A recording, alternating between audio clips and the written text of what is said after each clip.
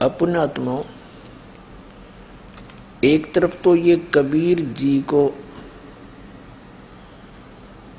अपना इष्ट मानते हैं, फिर इनसे प्रश्न किया कि क्या कबीर जी भगवान है? ये कहता नहीं, वो एक जीव है, मानव है।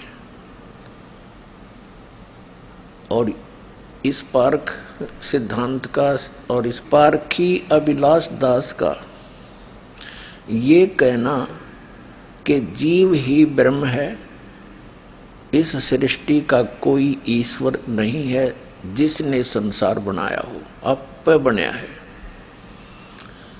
अपने आत्माओं, यदि कबीर साहिब भी जीव और जीव ही परमात्मा, अभिलाष दास भी जीव और ये भी परमात्मा, जीव ही भगवान, तो कबीर साहिब भी भगवान, अभिलाष दास भी भगवान। फिर एक भगवान ने दूसरे भगवान को इष्ट मानने की क्या आवश्यकता पड़ेगी?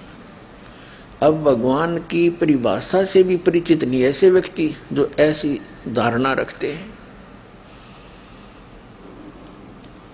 गधा भी जीव, ये अपने शिष्यों की तरफ संकेत करके कहता है कि इनकी पूजा करो, ये सब भगवान है। फिर तो गधा भी भगवान है, वो भी बांध ले एक आश्रम में। कोई बात करते हैं ये लोग, सिर नहीं इनका, पैर नहीं, और दावा करते हैं अध्यात्मवादी होने की। स्वामी जी, संसार का कोई उत्पत्ति करता है या स्वयं नरमादा से बनता है तथा समय आने पर अपने आप बिगड़ जाता है? क्या आप इससे सहमत? न तो बिगड़ जाता है न सर्वथा बना है। ये बीज है पहले वृक्ष, अंडा है कि मुर्गी, ये प्रवाह रूप अनादि अनंत है। द्रव्य नित्य हैं, उनमें गुणधर्म नित्य हैं, उनके गुणधर्मों से सृष्टि क्रम नित्य है। ये कहीं ना आरंभ है ना अंत है, ये सब समय चलता रहता है। ये संसार की उत्पत्ति कैसे हुई? संसार की उत्पत्ति ही नहीं हुई, संसार सदा से है। आप यही समझ लीजिए, विज्ञान से देख लीजिए कि द्रव्य जितना है उतना ही रहता है, वो न घटता है न बढ़ता है। और हर द्रव्य में क्रिया है, गति है, गुणधर्म है, और जिन गुणधर्मों और क्रियाओं से सृष्टि होती है वो गुणधर्म मूल द्रव्य में नित्य है। इसलिए सदा से जड़ चेतन है, सदा से उनके गुणधर्म हैं और सदा से उनका प्रवाह है। अब इस अभिलाष दास नास्तिक से प्रश्न किया कि इस संसार की उत्पत्ति कैसे हुई। ये क्या कहते हैं कि संसार की उत्पत्ति हुई ही नहीं, और यहां तक कहते हैं कि पहले अंडा हुआ या मुर्गी हुई, सृष्टि का प्रारंभ हुआ ही नहीं। इनकी अकल देखो, और इनके पीछे भी बहुत बोली वाली श्रद्धालु लगे हुए हैं। अरे पहले चाहे अंडा हुआ या मुर्गी हुई, प्रारंभ तो किसी वस्तु का हुआ ही है। और ये कहना कि इसका कोई प्रारंभ ही नहीं, इसका कोई अंत नहीं, ये तो अनादि काल से प्रवाह रूप से अनादि है। प्रवाह रूप तो बाद में बना, पहले इसकी उत्पत्ति हुई है। फिर अलग बात है कि जब तक हमें यथार्थ मार्ग नहीं मिला तो हम जन्मते मरते रहे। ये अपना सिद्धांत मान लिया, अटल नहीं है ये सिद्धांत। स्वामी जी, पारख सिद्धांत को फलीभूत करने के लिए आपके पंथ के प्रवर्तक ने कौन से ग्रंथ को आधार माना है? वो तो बीजक उनकी वाणी है, बीजक ही उनकी वाणी है मुख्य, उनकी वही रचना है। और फिर उसमें तो सब बातें हैं, आप बीजक पढ़िए तो वेद शास्त्र सब कुछ बातें आएंगी, वो सब पढ़ने से अपने आप पता चलता है। ये कौन से ग्रंथ से प्रमाणित है? बीजक, कबीर बीजक। कबीर बीजक। अब इस अभिलाष दास नास्तिक से पूछा गया कि आप जी इस पारक सिद्धांत को फलीभूत करने के लिए किस ग्रंथ का सहयोग लिया? कबीर बीजक का।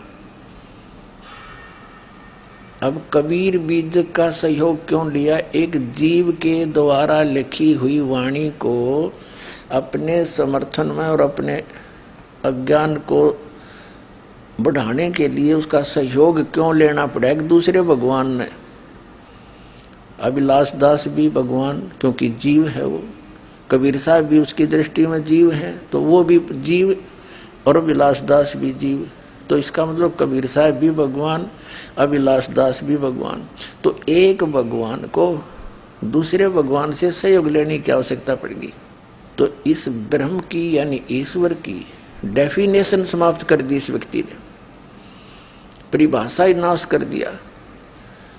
परमात्मा समर्थ है, सक्षम है, उसको किसी के सहयोग की आवश्यकता नहीं, और जीव को परमात्मा के सहयोग की आवश्यकता है। स्वामी जी, जीव की मुक्ति भक्ति से संभव है, किसी मंत्र के जाप से संभव है, या ध्यान लगाने से संभव है? मंत्र जाप से मुक्ति नहीं होती है।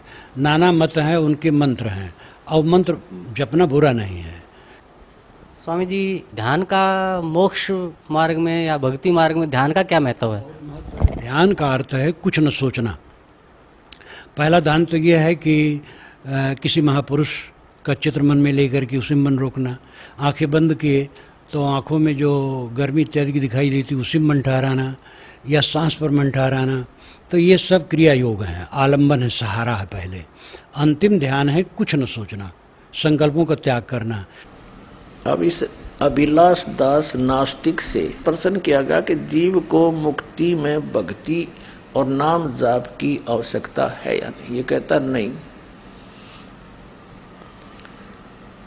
जीव को नाम जाप करने की कोई आवश्यकता नहीं, और केवल एक ध्यान लगाना है।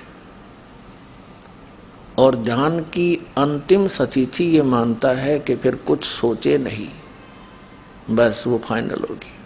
तो विचार करने की बात है, एक व्यक्ति कितनी देर तक विचार शून्य हो सकता है? सारा दिन काम भी करना, सारा दिन कुछ ना कुछ और भी दैनिक क्रियाएं करनी होती, तो विचार शून्य कैसे हो पाओगा? यदि 10-20 मिनट, घंटा, आध घंटा विचार शून्य होने की चेष्टा प्रयत्न करता भी रहा, तो उससे लाभ क्या होगा? जीव जीव ही रहेगा, जनता मरता ही रहेगा। फिर व्हाट इज यूज? क्या फायदा उस डले ढोण का? मोक्ष प्राप्ति के लिए हम परमात्मा की साधना भक्ति करते हैं, और मोक्ष होना ही नहीं, फिर उसका लाभ क्या हुआ फिर ये प्रयत्न करने का? अब इनसे पूछा गया कि आप कबीर साहब को किस रूप में मानते हैं? ये उत्तर देता है कि हम कबीर साहब को एक मानव मानते हैं, एक जीव मानते हैं।